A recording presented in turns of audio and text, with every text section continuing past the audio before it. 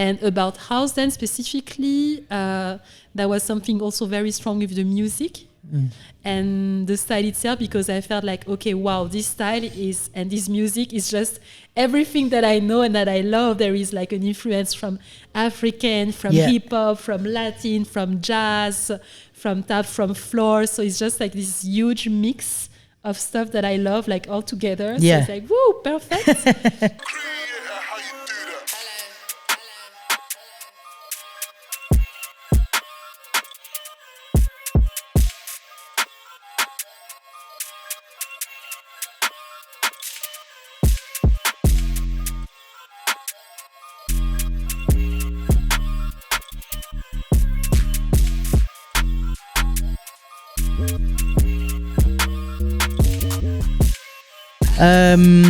Hey everyone, welcome to the Capsule. This is another Swindon Dance Jam Festival episode. Again, I don't know when these come out, so we'll see where it goes in the schedule. But if this is not the first one, you might already know, but we are at the Jam Festival, which is at Swindon Dance. We're here for the whole week, and it's a camp with workshops and battles and lots of cool stuff, amazing people, amazing teachers. So yeah, thanks to them for having us. And yeah, check it out on the Jam Movement Instagram page, and they probably have a website as well. But yeah, so this is going to be one of probably 3 podcasts that we do here, and I have a wonderful special guest in the building with me, as usual. But yeah, Khoudia, welcome. Thank you for being here. Yeah, I have. It's actually, we didn't like sit down and talk like this before. I think, oh, I've seen you like quite a few times because you know Jenny, and you've been to the house and everything like that. Yes. But yeah, this is one thing that oh, there she is. We have a special guest. We have another special guest. We already have one special guest. We have now 2 special guests. It's okay, because the busy businesswoman of Clara has to sort lots of things out, and then she came through also to join. Hello. Hello. Hello. And we have another special guest now. Ooh. No stranger to the Capsule. You've been on, no, once. Twice? Only once? What?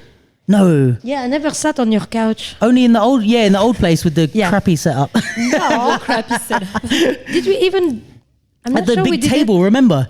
Oh, mais oui. This was terrible. I thought it looked horrible. No, it wasn't. That was the start of... Yeah, it was the beginning. Empire. Yeah. Hey, of the Capsule Empire. The Capsule Empire, maybe one day.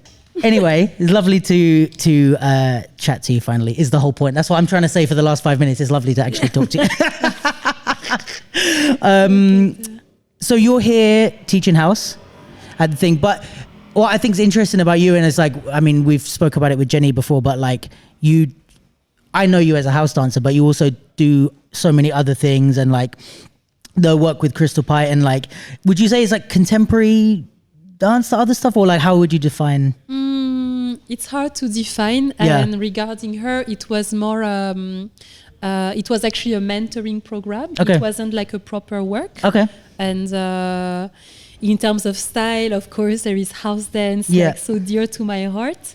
But I feel like I grew up surrounded by many different styles in the place I was. Yeah. Hip hop, even when I started dance was with modern jazz and ballet, and now I get also inspired by contemporary dance, capoeira, crump. So there's always been that mix. It's part of my journey in dance. But because you have your own company as well? Yes, so it's a collective company. Okay, we are many. It's called La Mer Noire. Okay. And it's a company that was born in Dakar in Senegal.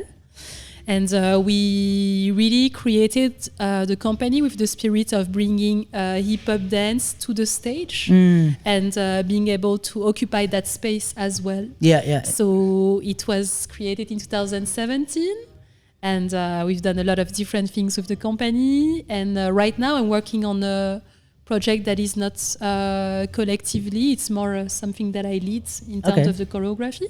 So it's different projects. But you don't, like with that, say with the work with your company, you're not limiting yourself to like I only do house dance, or you're kind of just as you want movement wise? Like the members of the company, they do a lot of different styles. Okay. We have crump, breaking, hip hop. Right. So it's been more about movement and finding a common language amongst us. Yeah. And also learning from each other and learning how the essence of the style was helping us in our dance, in our movements.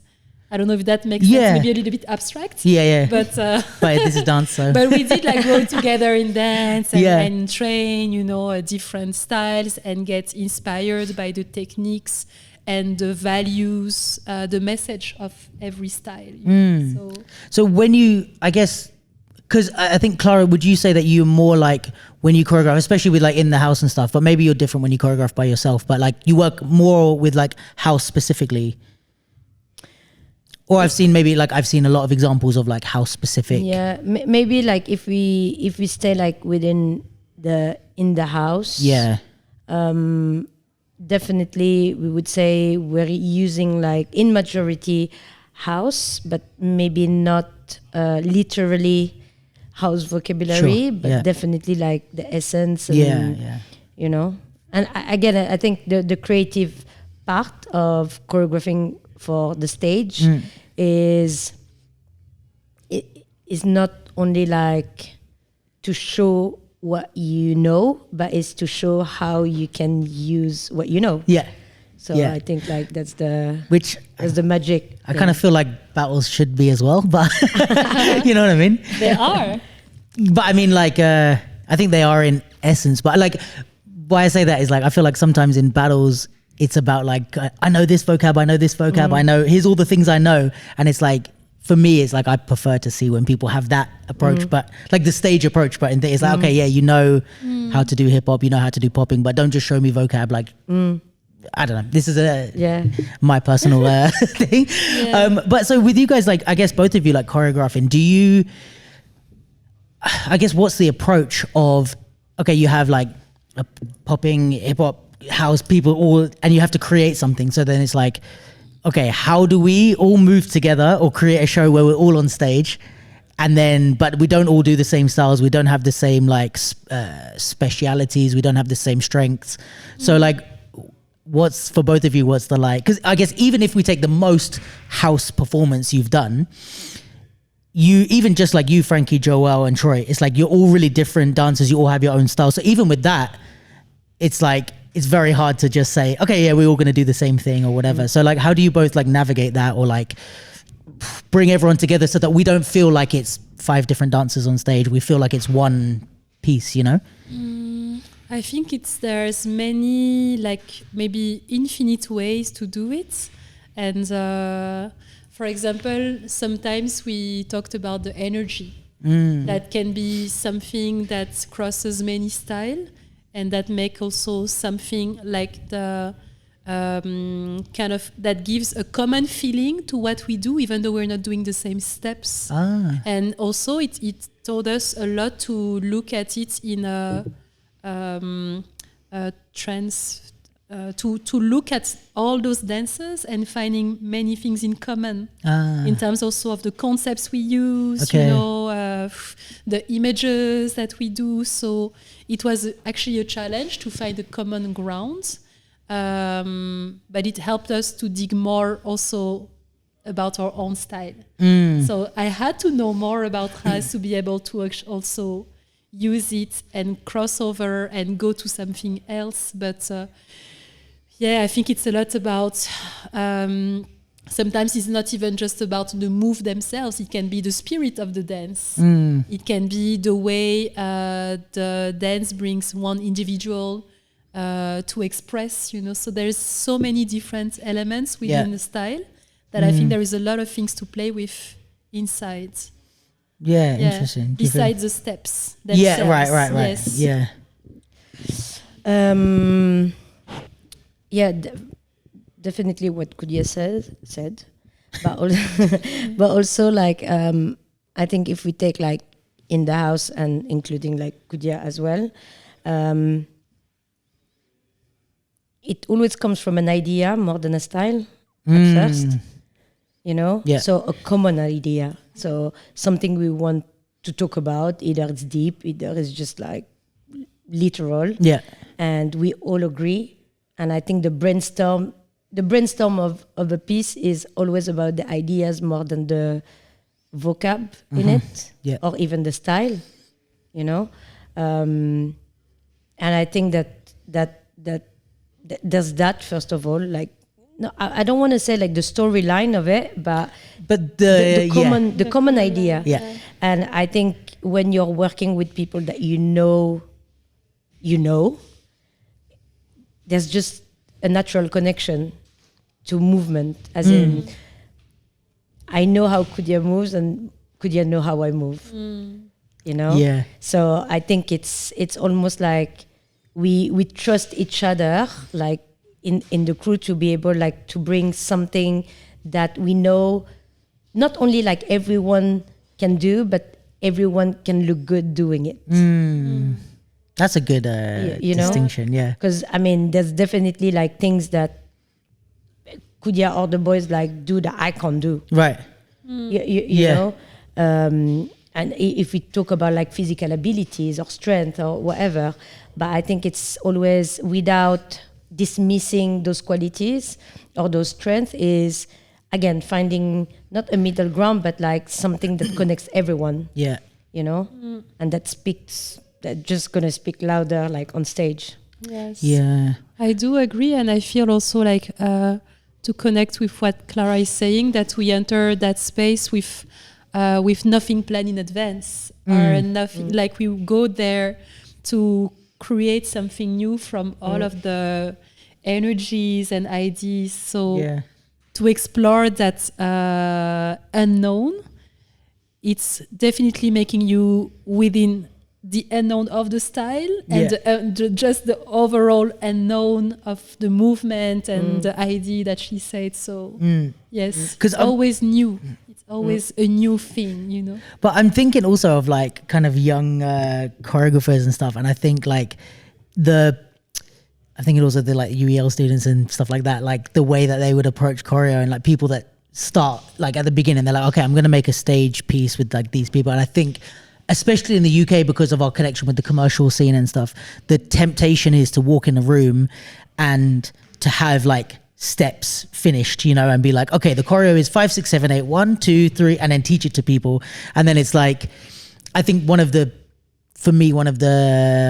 signs of like a beginner choreographer is you see them, it's like, okay, you're working with like a b-boy or something and you're a house dancer, but then you're trying to make the b-boy do exactly what you do, or you know what I mean, like you're trying to teach them like, just copy me, and then you're like, but why doesn't it look how I want it to look? And it's like, I think what you guys are saying is more like you're more working with the people and the story than like, okay, these are the steps, you know. But I think then my question is maybe the more practical sense of like, okay, we walk in the room and then we're like, okay, like we look different and this is our story and we're all finding like you said, all the stuff that you said, but it's like, okay, how does that turn to like finished choreography? You know what I mean? Like, how do you start to say, okay, this is the first 8 counts? Like, when does it get to that point where you're, okay, we've got it. Like, this is the choreo, because you can move and you can be like, wow, we all moved together so beautifully, but we just freestyled for 10 minutes. Like, when did we set the things? Does it make sense? Like, when do you know? It's a good like, question. You look at the video or you look in the mirror and you say, yeah, keep that part. You know what I mean? But I think like that's the thing that's where like the difference is with when you work with people you know, or when you're choreographing external bodies. You know, it's a bit like this thing of, okay, a freestyle and an organized freestyle. You know, an organized freestyle like can look completely choreographed. Yes, yeah. But it's not, because you're working on timing, you know, or each other, and you know how to listen to the music together. You know where to stop. You know where to slow down. You just know the energy. Well, in a way, it's still choreographed, because it's like, okay, we're gonna, you know what I mean? Like, you're gonna pause on this part or whatever. Like, even if it's, because as soon as you organize something, even if it's not the moves, you're still choreographing. The time, or you know what I mean? That's what I mean. As in, like, it can completely start like from freestyle. And like from there, oh, what did you just do? Oh, can we develop this? And what if you did this? Oh, and what if you come in? So, but I think this is really related to who you're working with. I think when you're choreographing external bodies that you don't know, you're not maybe used to them. Like for myself, there's always this importance, like to know more of them as people. Yeah, right. You know, so not most as of movers the time, or like just as people. Okay, so interesting. So most of the time, like I make people move in the space, and after I make them talk. And for me, it needs to be on the same thing. Same level of importance? No, the same, like, you know, you have like people who are really shy, but when they dance, they're really loud, or vice versa, you know. And I love like being able to point that, or to see like, oh, damn, you can talk, but you can't move as loud as you're talking, or when you're dancing, you're so loud, but when it comes to talk, you're silent. You know. And I think that's the beauty of an artist, is being able like to jump from your personality to the character, you know. But I think as a choreographer, it's also like being able to play with that. So to almost like pull strings in, like make strengths like stronger, and make weaknesses like strength, you know, and vice versa, and play with that. I think, and again, we are not even talking about movement right now. Right. It's just the But I think definitely when we were younger, when we had like to do shows, like we were thinking like 5, 6, 7, 8. Sure. What's the next step? You know. But it's also, I guess, a difference between the shows that are you just need to do it. It's like, it's a paid job, or you know what I mean? Like we're just doing this show to do the show, or this is like a piece of work that's like from my heart. You know, it's like two different type of process, I guess. Yeah. I feel like it's also to coming back to your question, that there is a lot, actually in my case, a lot of jumping into different tools. There's going to be moments where we're going to use like freestyle a lot and then see what comes out. Okay. There are moments when we're going to have a clear vision also. Okay, we know, or we feel like this has to be done and explored, that quality of movement, that type of steps, that type of energy. And I also feel like what we do also is choreographing is also taking decisions. So it's such a big part of the job to actually also at some point decide and fix something. And it's really hard because we work with something that disappear all the time, and we also like bring it back. But I also connect a lot to Clara about the idea of the individuals behind the dance, and knowing them as person. And like I love starting a new project with asking what could be the individual challenge of the person, so that this process of creating is something that can help the person getting a new skill or getting to another zone.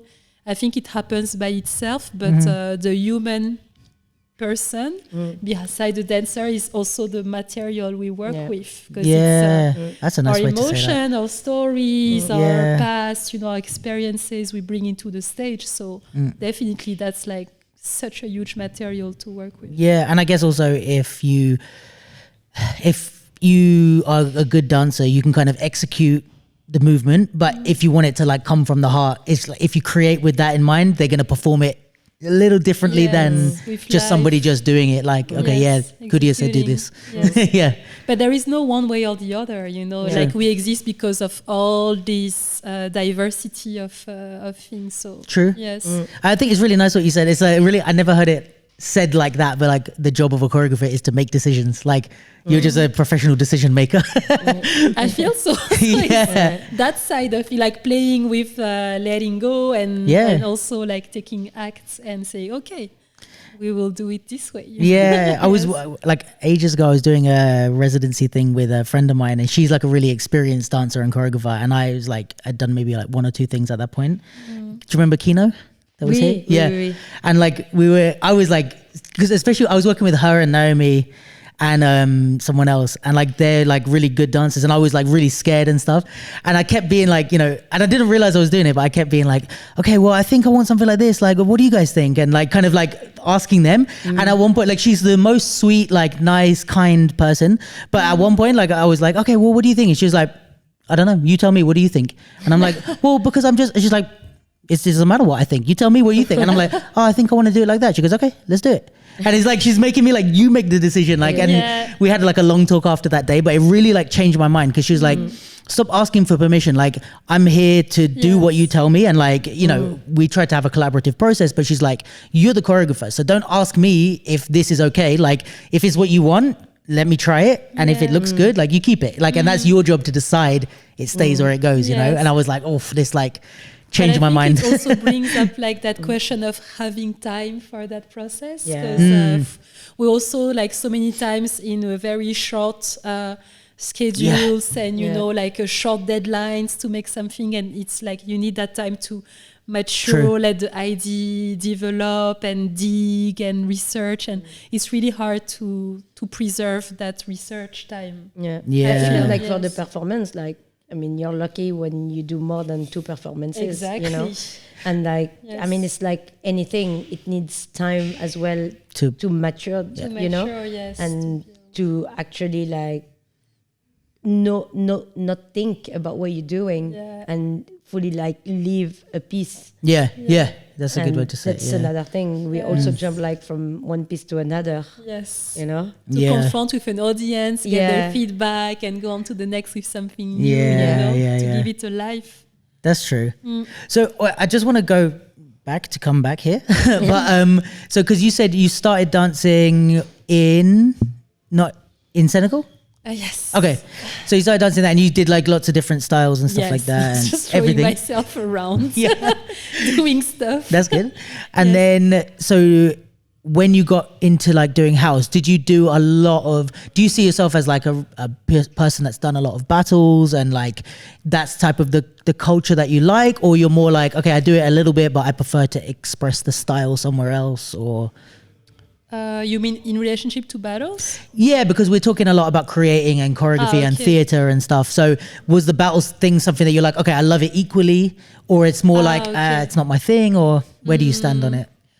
When I was in Senegal growing up, like I was starting dance in a dance school, and I felt like something that really attracted me from day one was to feel like all of our bodies moving all at the same time. So I also really liked when it was about like making shows. Yes, I was doing that with my cousins and, you know, like just really freestyle. So I think my first attraction was probably for that aspect. Battles. Yes, I always had like a competitive, you know, side, but I don't know, it took me time to feel myself really in a battle and to just have the experience of being connected with my dance in a battle. It came much later, I feel. And about house dance specifically, that was something also very strong with the music and the style itself, because I felt like, okay, wow, this style and this music is just everything that I know and that I love. There is like an influence from African, from hip hop, from Latin, from jazz, from tap, from floor. So it's just like this huge mix of stuff that I love, like all together. So it's like, woo, perfect.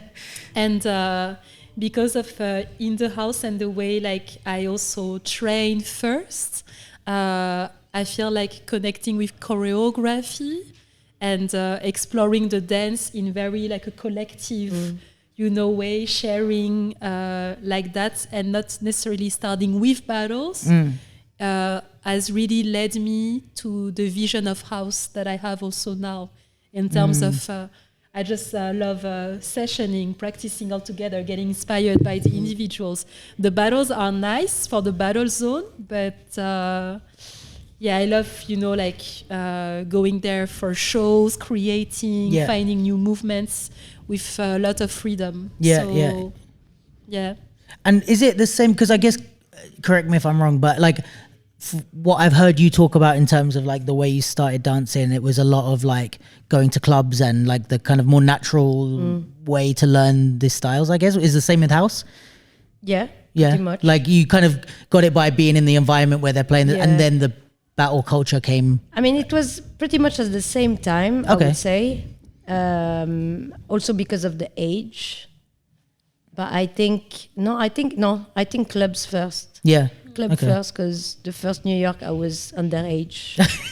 I remember. Which we don't condone or recommend. Yeah, I was underage. But it's fun. and I had like a For fake parents. ID. Yeah. If there's parents listening, we would never. Yeah, because I was underage, fake ID. I was Vietnamese. No My way. name was Kim Really? Vuong. That's so funny. Yeah, my name was Kim Vuong. Sounds like you. I know, right? Exactly. That's why. Yes. And so this was like before battles, because for us, like the first battle platform that appeared for house was Juste Debout. Yeah. You know, so that was 2002. So I was no more underage. So definitely like clubs before. Classes, but classes, jams, and parties. So was it the same for you kind of with house? Like, because obviously you said the shows are what attracted you, but did you have that like party club cultural aspect as well too? Yeah, definitely. Okay. The party and the clubs and yes, definitely that's part of it. Yeah. So you still had like, you were sort of creating shows, you had that aspect, and then the battles maybe came after? No, what I mean is that there was the party, the clubs, the jams, also the session time. And since we were starting with also the creation of small shows that we will do also in clubs. Yeah. Oh, nice. Also going through... Right. I feel like there's a good story. No. Because it Yeah. was like the That- whole concept also was like the party and Yeah. the show as a starter of the party. Got So you. what I mean by the show was it was also a good way to practice the vocabulary, the steps, the foundation through making small choreos and Nice. stuff like that. So that's part of the learning process. Right. I Yeah. get you. So basically, the first in the house jams. I was that going to we ask had, you, how did you guys connect and the story as well? London. London? Yeah, Yeah, London. Yes. 2000. But you lived here? I was What? in Like, London for a year. she's the first generation of like in the house. I lived Really? in London for Yeah. a year, yes. Which year? When was this? Was I around?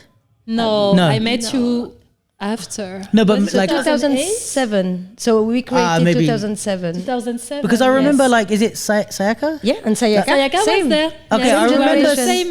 Same generation. Was Sayaka in Bird Gang? No, in Plague. In Plague? She didn't do anything. Yeah, in the house always like had this fight Yeah.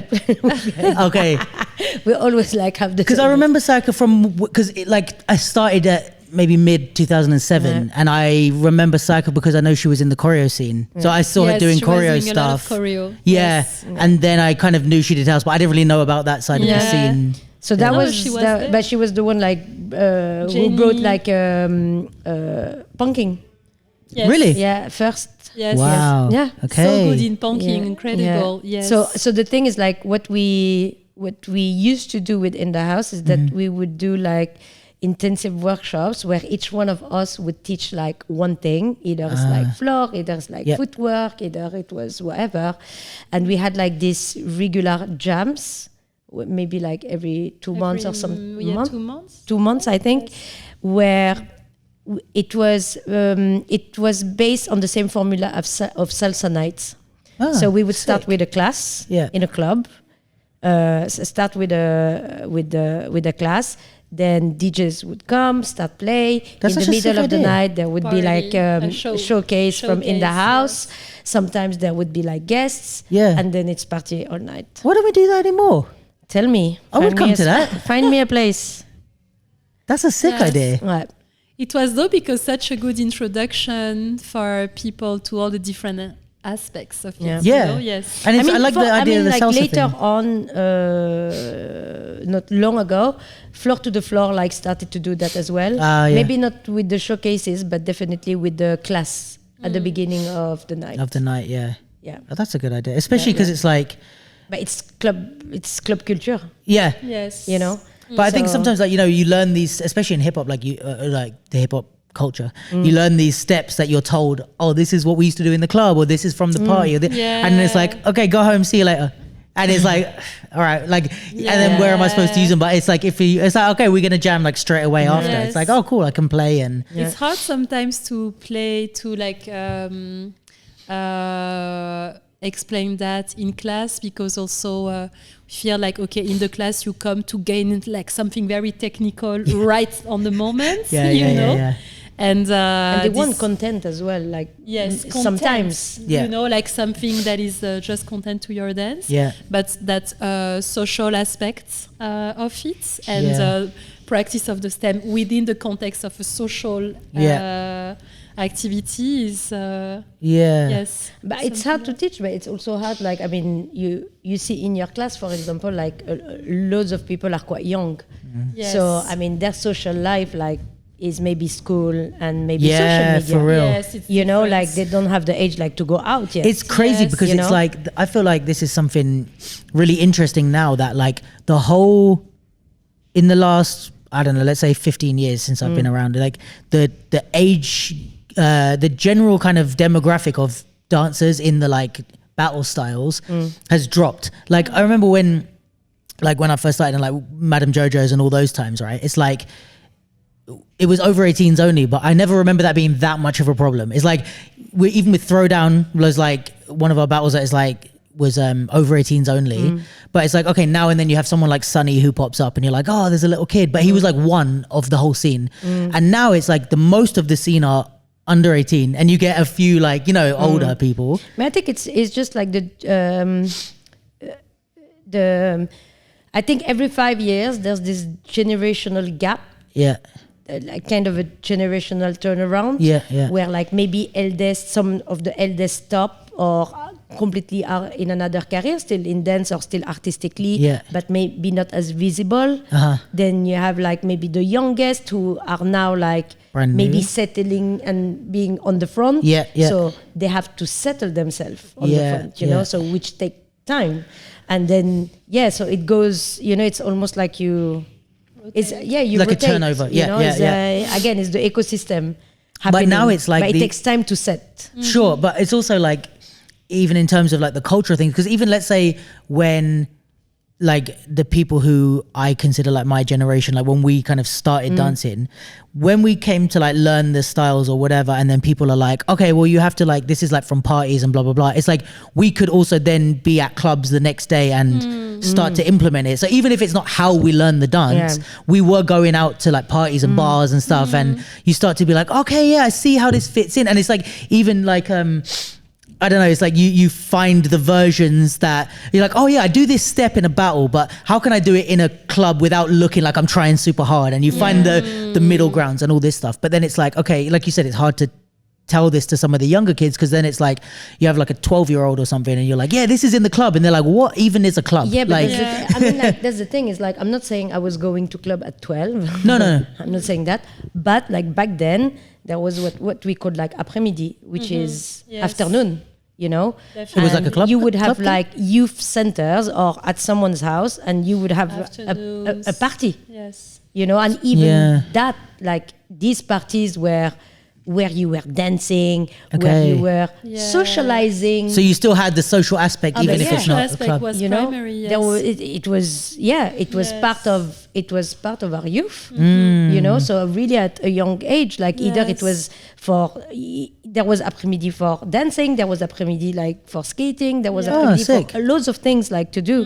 So I think it's also this thing of maybe the how do you call it, the security or the safety of youth, where maybe these are things that you can't do no more. That's true. Know? Well, now it's very TikTok. driven with performance now, and like having an unconscious challenge to perform something every time. You know, to be the best every time, and or to be visible and perfect all the time. Whether it's those also because spaces, of the platform that are being given to them from the young age. Exactly, you very know, young like age. You're exposed to someone. If you're in a dance school, then most likely you're gonna end up competing for the dance school, like in any competition, nationwide or worldwide. You know, and so you're not only like growing as a dancer, as an artist, but you're also growing as a competitor.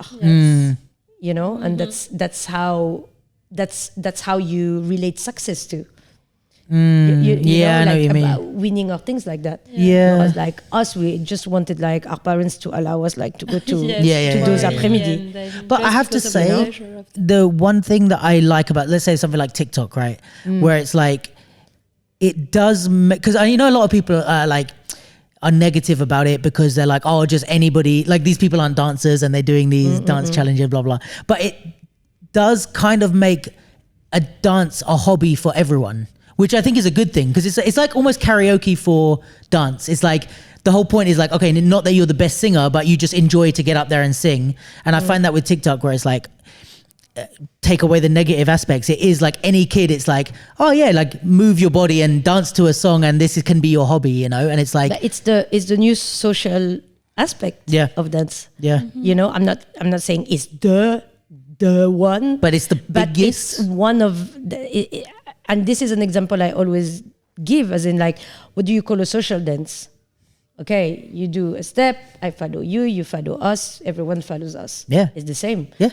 Someone like do a challenge, someone reposts the same challenge, and and you have like 1 million people like responding to that challenge. Yeah. So it's digitally social, you know, Which is where a lot of our social, like I have friends that I've seen maybe once in 4 years, but because we speak online, they're like really close friends, and I connect with them. I know, you know, amazing things that happen to them. I'm there for them in sad times, but it's all because of social media and WhatsApp. Yeah. So it's kind of, I guess, if I can maintain friendships, why can't there be like a dance?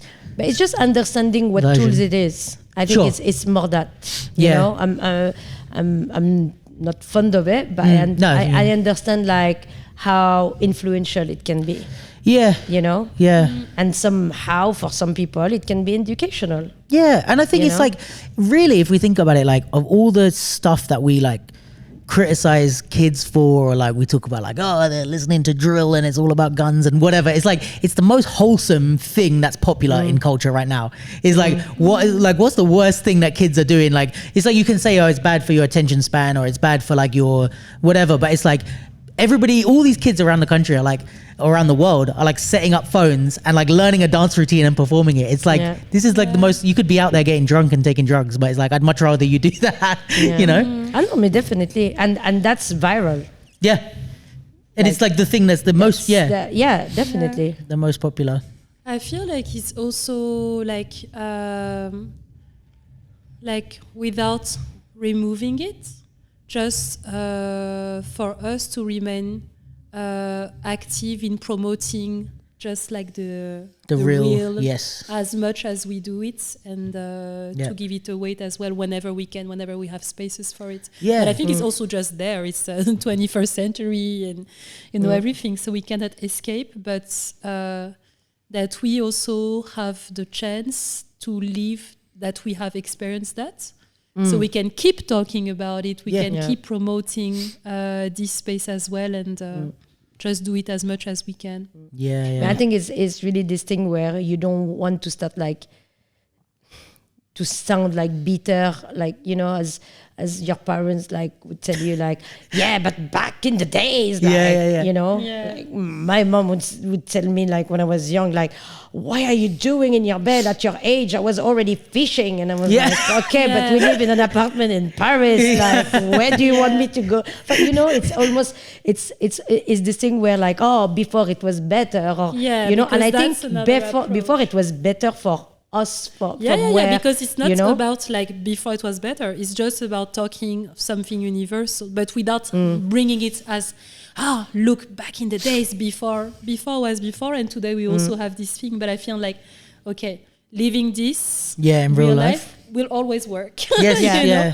So, and it's without going constantly to before, like just we can experience that also. And it's like, I guess figuring out what's the version of it that works now. Because I used to have this like, you know, when I was more traveling with battles and going to the battles and stuff, and it's like people would have that bitter kind of attitude of like, oh, but we used to like party and socialize, and now all you guys want to do is compete and blah. And it's like, I did, but also some of my best friends in the whole world I got because I traveled for battles and I went there to compete. Like, I want to win, but what am I doing in the other 7 hours when I'm not dancing. Yeah. I'm talking to people, I'm making friends, and I'm like, I'm social. Like, what more do you want from me? You know what I mean? Like, Yes. I'm making friends. I have lots of like people around the world that I love because I travel to compete. You know what I mean? And it's like, I guess this is what my interpretation of kind of what you're saying. Like, even if, say, we have like TikTok, but it's like,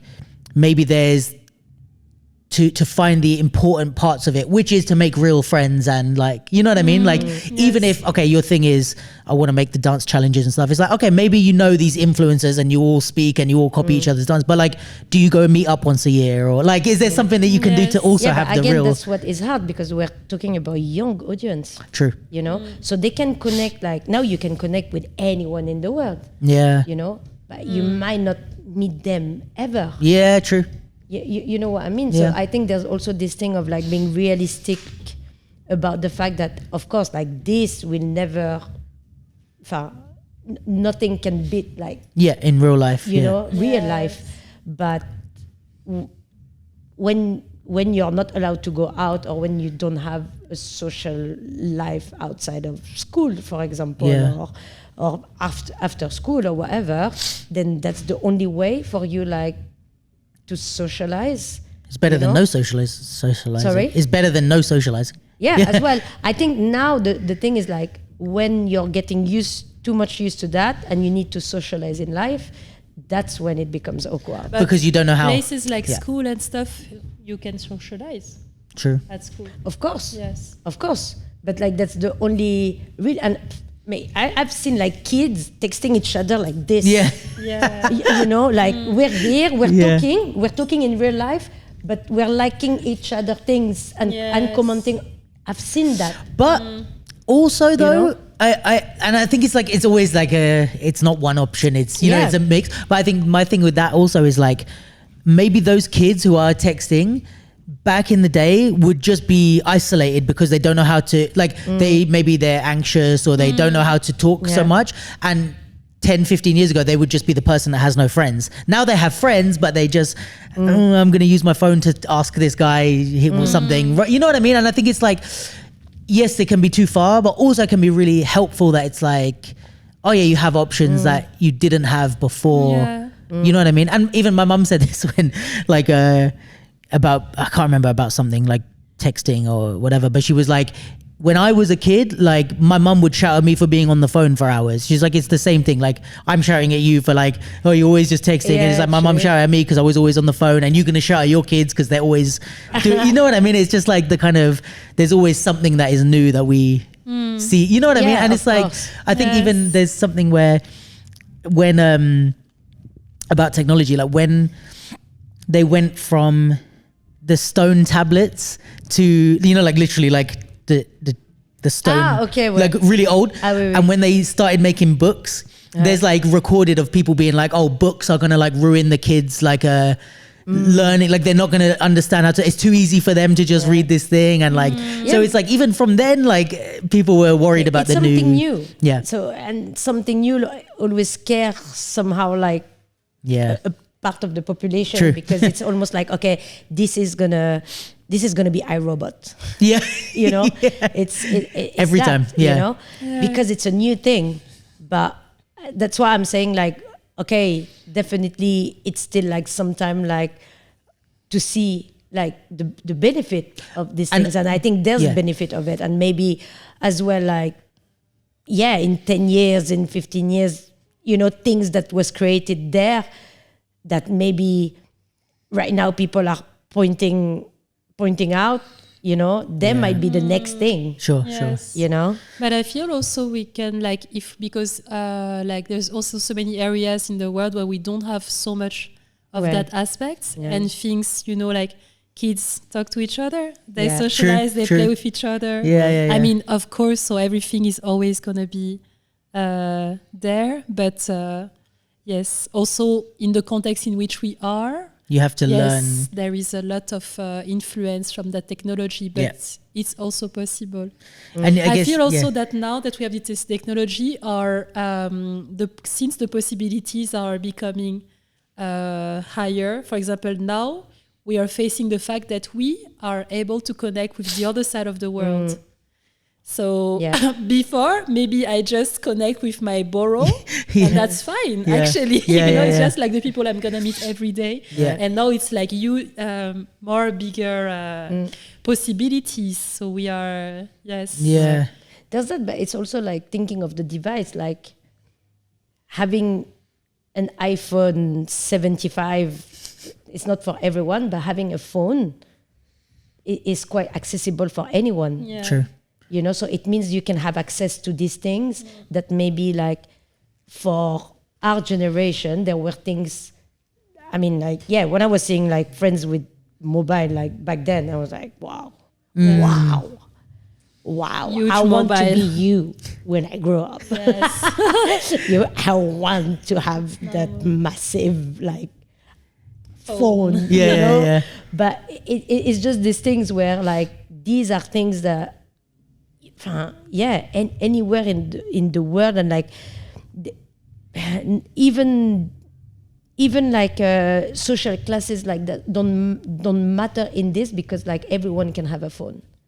True. Yeah, so it means like everyone can have like access to the other side of the world. And I guess that's a good thing about the social media stuff, is that it's like, I don't know, maybe with the clubs or any of this type of stuff, it's if you live in an area that has good clubs, or if your parents let you to go out, or you have money to go. But I guess with like everyone has TikTok. Anyone can download TikTok. You know what I mean? Like pretty much it's like a worldwide thing. So it's kind of, again, it's like the pro and con. Like it's a social thing that like anyone can join in, even more than the old times, which was like more social but less accessible for everyone, maybe. You know what I mean? And then now it's like everyone can be involved, but it also has a cost that it's a bit more disconnected. You know what I mean? Yeah. I don't even know how we got onto that. Yeah. And also like there's this thing where the disconnection, we can see it because we've lived something else. Sure. But for the new generation who were born with this, like that's all they know. So I mean, like when you don't know, you don't know. True. You can't be like, oh yeah, I missed this. Yeah. You can only miss something because like people are telling you that like maybe before it was like that. Yeah. But this is something I just, on that note, like that you said recently, and I forget who you said it to because I was there. You said it in front of me, and I was like, I love that. Like you articulated it, so it's like something that I thought about, but you said it like so perfect.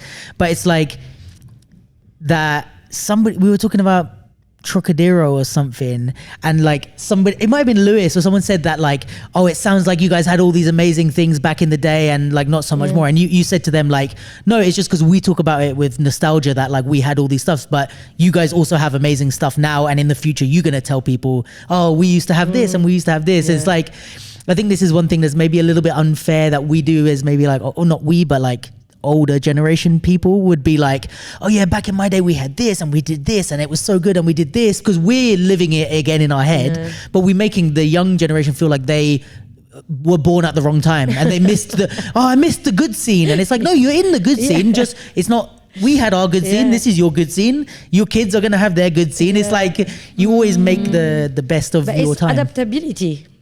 It's really that. It's like knowing where you come from, where we're going. Where are we now? And adapt.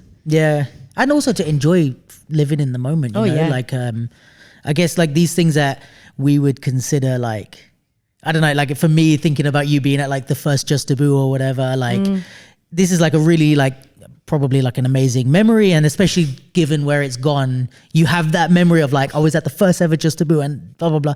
But if at that time you were just like, oh, but I wish I was born in the 80s, like you wouldn't be like enjoying the time that you're in. And it's like the same for us, the stuff that we're living now and the stuff that we're doing now. We might think, oh, it was better back in the day. But if we don't enjoy this, then when we're 52, we're not like, we're going to look back and be like, oh, I wish I spent more time enjoying. I say that like to students actually, like when I'm asking like about TikTok, for example, or like those new dances, and nah, it's not hip hop or things like that. And I was like, watch, if in 10, 15 years, like some of these dances like become like actual part of the vocabulary or whatever, you'll be like, I was there. I was there.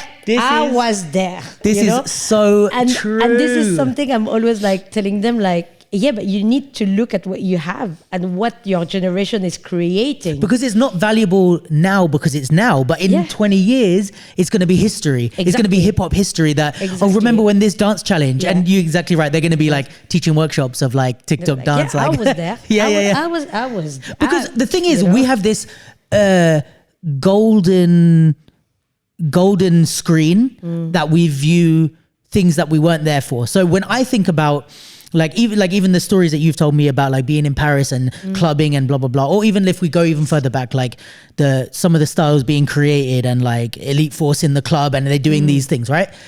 We have it like a golden screen, like they were like, we're witnessing history and let's all learn this. They were probably just drunk having fun and they probably weren't thinking this is history. But later you look back and you go, wow, I was a part of something. So it's like at the moment it's really hard to know that you're part of something big until it's big. You know what I mean? I have a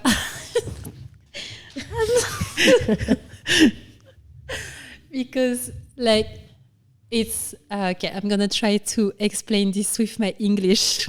That's okay. No, because since this morning it's not super fluid. So I'm really not like from the back in the days this, because I totally agree in like the moments, the presence, like we all have our identity in the moment in which we are. Yeah. Like I just feel that it's almost, and maybe it's only my side, it's almost not arguable that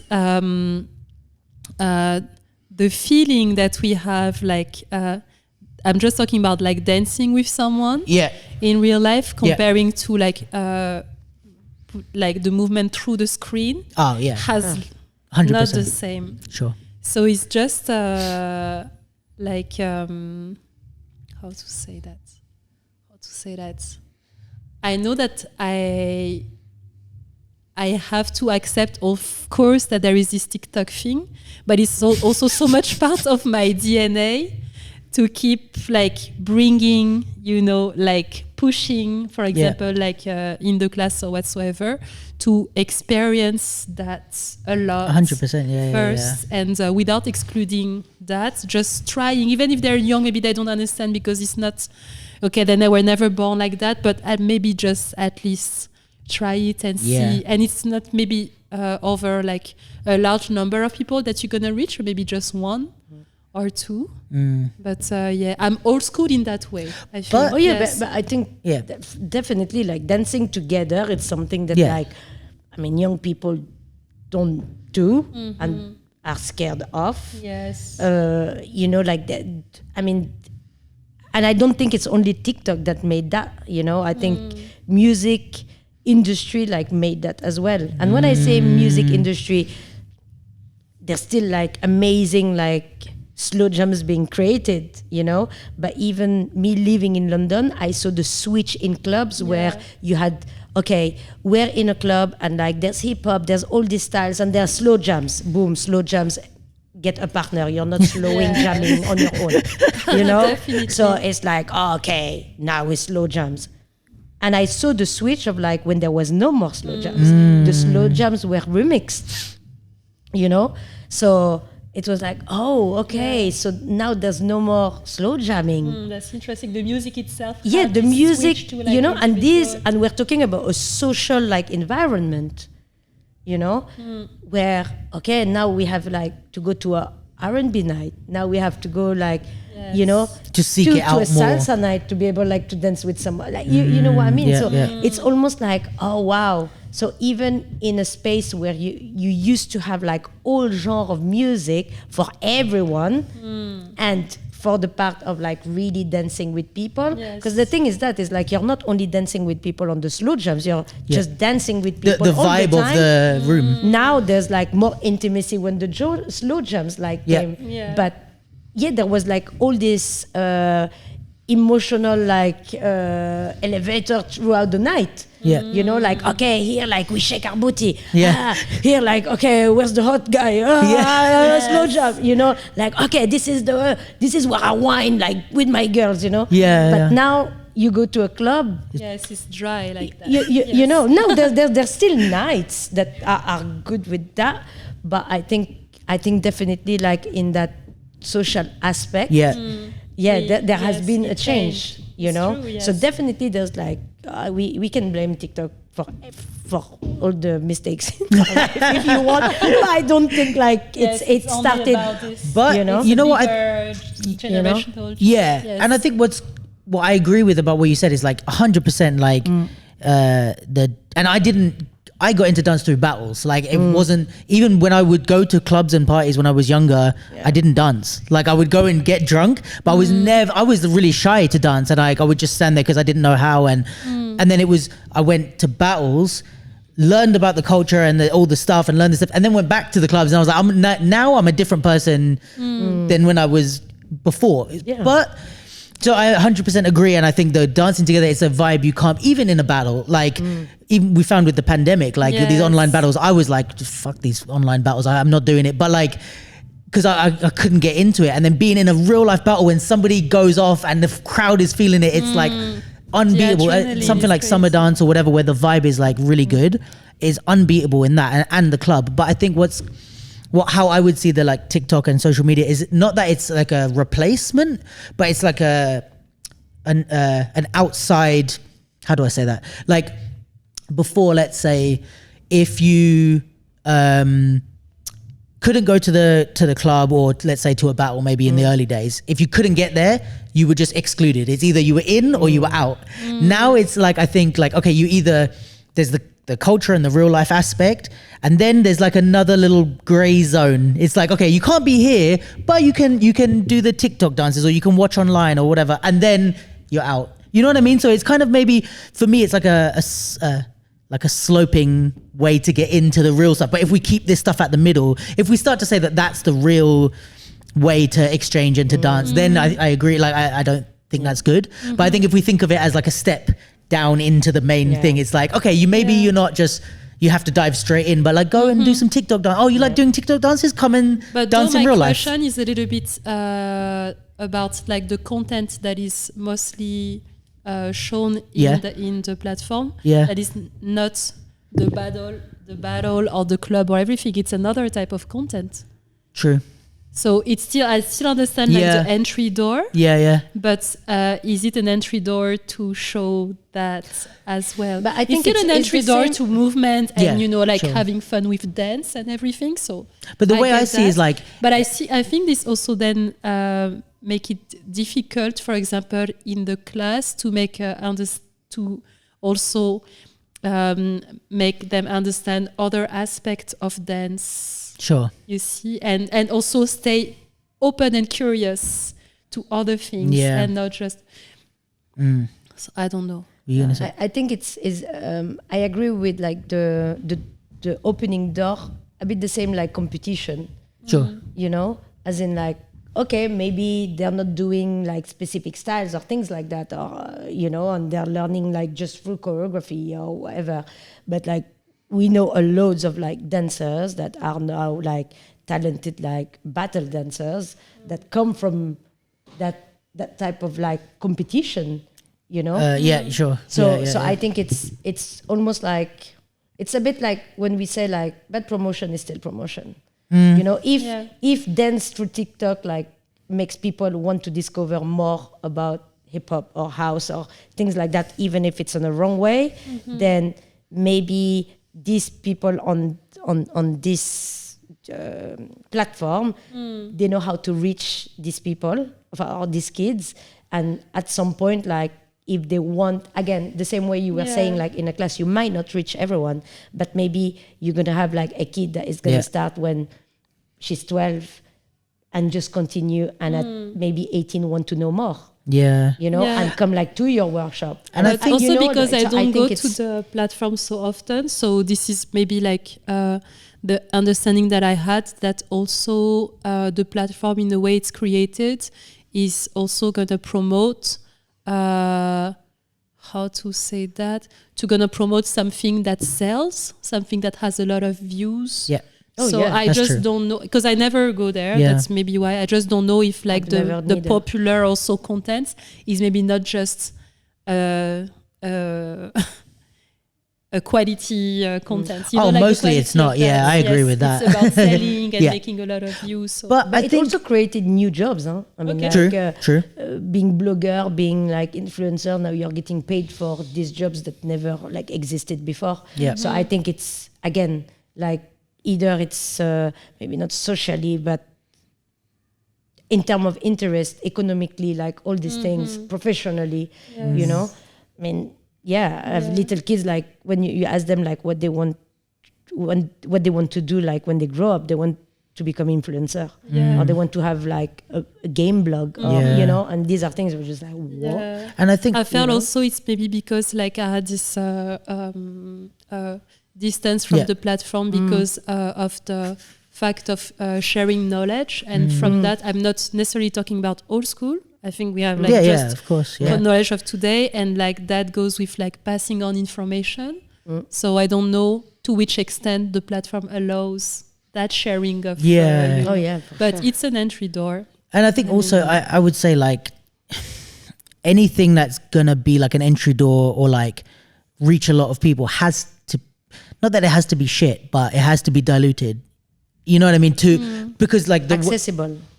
Like, let's say if you want to, this is not a good example, but like if you want to make somebody really love cinema and movies and like really good quality like filmmaking, right? The first thing anybody's going to see of like movies is like Fast and the Furious or Marvel or something like that, right? And it's not like good quality filmmaking, but it has to be like, you can't show somebody like a really deep like indie film the first time they ever watched a movie, because they're going to be like, so it's like, okay, here, watch this crap, like get used to the idea of what this thing is. It's like, okay, you see it, you watch a story, okay, cool, you like that? And it's like, oh yeah, it's okay, cool, all right, come deeper, like, and you have to start at I don't know, because it's also like about how do you consider the potential of the person that you have like in front of you. We can, you know, by like assuming that it has to go first through the crap. But if you're trying to just, maybe not with an individual person, but with the world, like if you want to be like, how do I say that? It's accessible. Like, yeah, I guess accessible to like a bigger audience. You kind of just put this thing out to the world. You're like, okay, with this crap, I'm going to reach like 10 million people. With the deep thing, it's really hard to reach 10 million people with the deep thing. Like, you know what I mean? And then you cast the big net and you say, okay, 10 million people saw this, but the 10,000 of you that really like it, come deeper. Does it? I think it's in terms of commitment. You know, like that's true. Commitment and believe in what you want to put or not to put out there. Yeah. You know, and again, it always goes back to, okay, and maybe I understand like where you're coming from, as in like, because you're repeating that like it's not about the reach, it's about like, okay, the this content. The content, because this might not reach like many people, but I'm all for that. You know, I'm but really not about the like. I do also feel like it's really important to reach a mass, but whether the challenge is taking something deep and putting into a format that is still funny, you know, like finding ways not to just already think that it has to be crap to be understood, you know, that still take that deepness. And in that sense, I feel like, for example, we talk about like social party. Okay, I'm in the context of the party, so it's enjoyable and fun. But the move inside of them are really, you know, quality. So maybe that's the challenge to us, to find compromise, you know. But I think you saying it in a much better way. That's true. Like, I agree with you. Not already from the start think that this essence has to be out for it to be reached. Yeah, I know what you mean. Because I feel like the way I would see it is like the social dance thing is a great example, because it's like, okay, let's find like a thing that everyone can do. So for me, the way I'm saying crap is not so much like it's not the essence, but it's like an easy version. You know, it's like, okay, what you're going to see in a hip hop battle versus like the steps that you might do in a party. It's crap in the sense that it's just like a 2-step with a click of the finger. You know what I mean? It's not like a deep, intricate, technical step. And then you're going to come to a battle and be like, okay, this is the intricate version, but you have to, I guess you say it's like you take the deep thing and you make it more fun and package it nicer. I guess package it, yes. Yes, I think this is a good way to say that. The package, yes. That's true. Rather than making it crap. This is my shorthand. Because you just said like all the blockbusters are crap. The blockbusters, you know. Yes. This is a new name. Yeah, it's a challenge, especially today, because there's also so much going on. So I guess maybe like I just wanted to also like because we've been talking good chats, but like I wanted to know more a little bit about you. Yes. So you are from Senegal originally, but then you lived in London. Where else did you live? So I am from Senegal, but in a very diverse family. Okay. Very mixed with influence also from France. And I grew up in Senegal. I was born there. And then I traveled to France for a few years because I was studying I didn't start originally with like dance since my career. Right. I was just doing my studies. So I did spend time in France. And I did 1 year in London as well. Oh, cool. And talking with Clara was also super curious about New York. So I spent 6 months in New York. Cool. And after all different experiences, I decided to go back to Senegal. Oh, okay. Yes, and the place where I grew up. Was that so I've always been into this mix because also of my family is very diverse, as from everywhere. When you went back, was it a case of like you think it's better there, or were you like, okay, I went here and I gained stuff and I want to take what I gained back, or what was the like what made you settle there, I guess? It was also very connected to Paris because I felt like I spent time in Paris. I gained a lot of information, but somehow at that point I was a little bit losing my own identity. I felt like that I was entering another kind of vibe and mood, and that I really had to go back to who I am, who I was, and to dig more into my roots in order to like understand myself better and to be myself a little bit more. So it was more, is that as an artist or as a person? Both. Yes, Yeah. both. Oh, and that's at that interesting. time also, yes, it wasn't so clear also like to make choice of the dance career. So it was a lot of different reasons. I just felt like, it was an invisible call to just dig a little bit more about where really, I'm nice. from and find myself. Yes. Okay, cool. So it wasn't a case of just going where like maybe like an opportunity was or something like that. You're like, I want to do the work for myself and then we're going to see what comes from that. No, I think also I was missing Africa because it's just another way of living and the one I was used to because I grew up there. Okay. So I had also that call of like just returning home. Yeah. Oh, nice. Yes. Okay, cool. And because we mentioned earlier about the work that you did or the mentorship thing that you did with Crystal Pite. I don't really know anything about that. Can you tell me a bit more?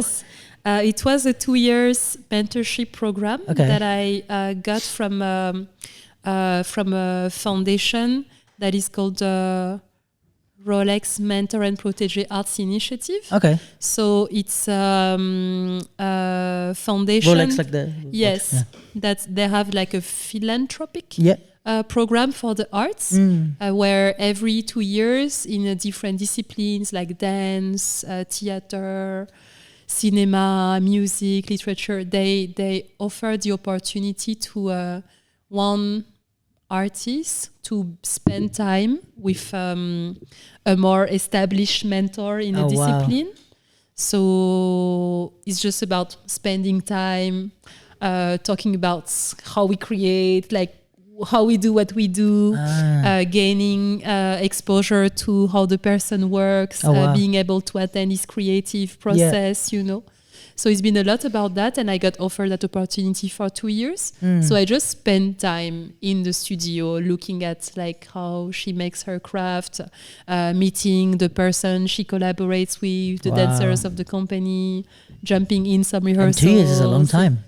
2 years is a long time. It's a long time. Yeah. It's not like in a row. It's like a period of 2 years when you can choose like specific periods of time. Because at the same time, I was building up with the La Mer Noire, the dance company. Yeah. So that's great to have both at the same time. Yeah, both, because I was experiencing my own thing, and also it was like really a chance because not so many hip hop artists enter that program. It's a little bit secret, I would say. You get chosen, so you cannot apply by yourself. Oh, no way. You have to be called for it. How do they just do their own research? They have their own research, and they have many different professionals who just throw suggestions, names, and then you pass, different type of process and talk about what you do. Yeah. And so since I'm a self-taught artist, it was a super good way to gain another type of also knowledge by seeing the person doing it. Yeah. Just doing it, not learning from school. Yeah, like this is what I'm doing. And I'm doing it currently. So this is how it's done right now. That's amazing. Yeah. So I felt like, it was a really huge chance. And also because of her as a human being and as a person, she's really extraordinary. Oh, yeah? Really open, curious, accessible, nice. Really genuine. She was also, I felt really like an exchange also. She was also really interested to get access to what I was doing, this other side of the world. Oh, that's so the nice. dancers that she works with also have a lot of different backgrounds, So again, it was also like finding common dialogue about movements itself, about the question that you ask in the beginning of the podcast, like the creative process that applies to any different style. You're gonna face that.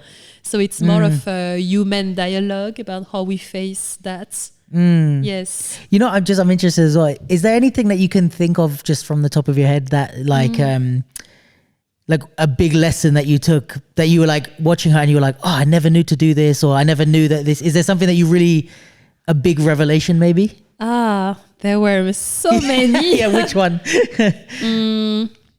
In terms of like managing a group, I felt like, and she also shared that with me, like the earlier I could make them do the whole thing, even if like some parts are unfinished or stuff, like give them an idea of the overall vision and run through like the berries. And I really saw the effect of that now. Oh, wow. Yes. What was the type of effect? Like to make them feel more involved? Like sometimes you can like create and just like work for a long time in many different separate parts. Sure. For a long time. Yeah.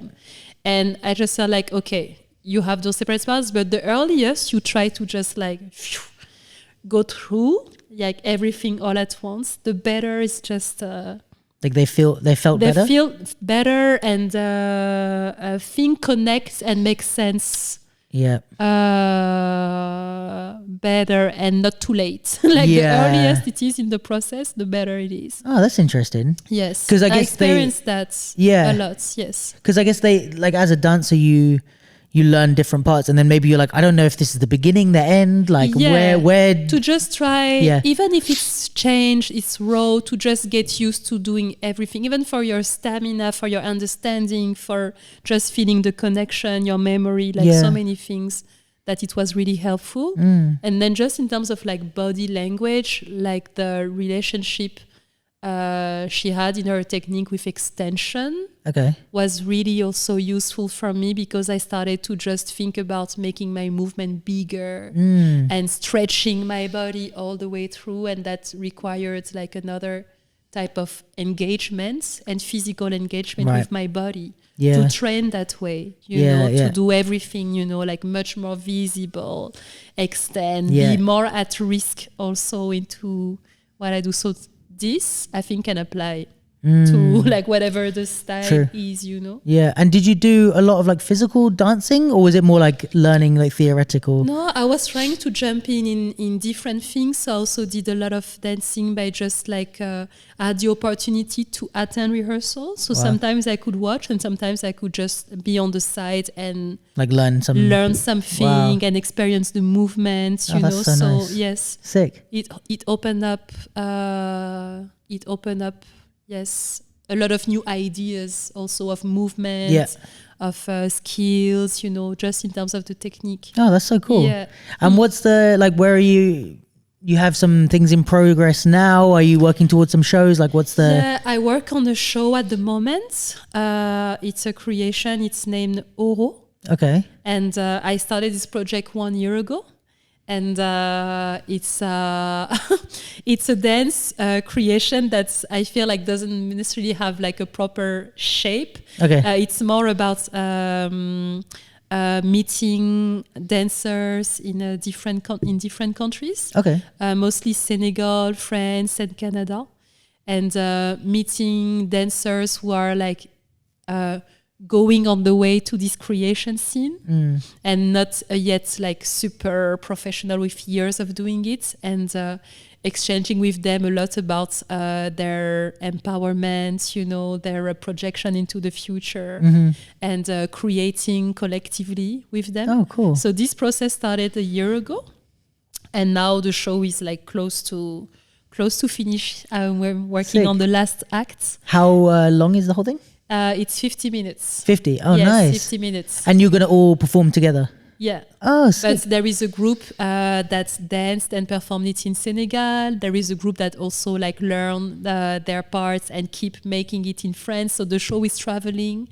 But it's not the dancers that I'm traveling. It's not like a few of the dancers, but some other dancers just learning and adapting things, you know, on their own thing.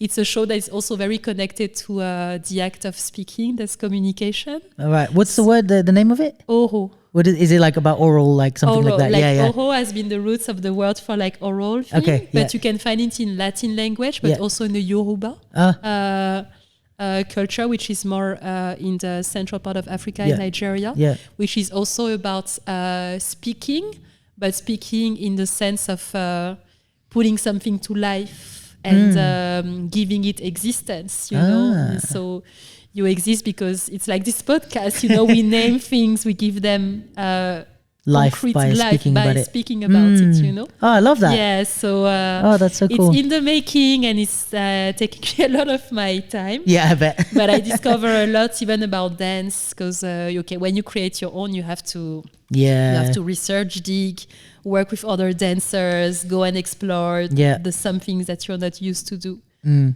make a lot of decisions. Yes, make decisions. Yeah. And any chance it's going to come to London, or are you touring it, or? Yes, now I've been really focused about like finishing it, and I'm starting the process of about having all the materials to communicate about it and find opportunities. So we'll be working on that. Yeah. But for me, the essence of that show is to be able to play not in the theater, but just in places where we gather, you know, so that it has an easy format that we can adapt to be played. Like outdoor shows or this type of thing. Okay, I really love when we can connect through community, you know. And not like you have to pay this much to come in. You have to pay this much and it has to be only done in the theater. Really finding the essence of, you know. Nice, I love that. Oh, well, if it comes to London, I'll definitely come and see it. Yes, for sure. I'll let that you sounds know. Great. Yeah. Definitely. Well, we'll make something in TikTok. Yeah. Like an announcement in TikTok. Oh my God. I don't even think I've ever opened TikTok in my life. We're going to see your face just like... old school, like really. I'm really so old school, you know, with that. We're going to set you up a TikTok account. Yeah, right? Oh my God. You have to do the dance challenges. Yes, right. But thank you for doing this and spending the time. I really appreciate it. It was so lovely. I didn't see the time going. Yeah, me neither. I always have that. So interesting. If there's somebody that doesn't tell me the time, we could go on forever. Yeah, I loved it. Yeah, And, hopefully we can do Thank you to more. you for putting it together. Oh, of course. Yes. I mean, we're doing, also for people at home that it's your first time listening, I'm telling both of you, but we do this every week. So Dope. if ever you're at the house or you're in London and we have a time when we're recording, like come through and we do it usually at our Definitely. house. So you're always welcome to come through. And like this is more like interviewee, but we kind of just talk shit sometimes and we just talk about what happened in the week and just have fun. It. So yes, we need to do more about that. Yeah, come through anytime. But yeah, thank you so much for being here. And people at home, if you are a Capsule listener, definitely check out Khoudia and her stuff. Like amazing dancer, amazing person. And if you're here because of Khoudia, check out the Capsule and the other stuff that we've done. And you can check it all out on our YouTube or our Instagram. And thank you guys for listening. Thank you for being here. And thank you to you for inviting me. Anytime. See you guys. Peace.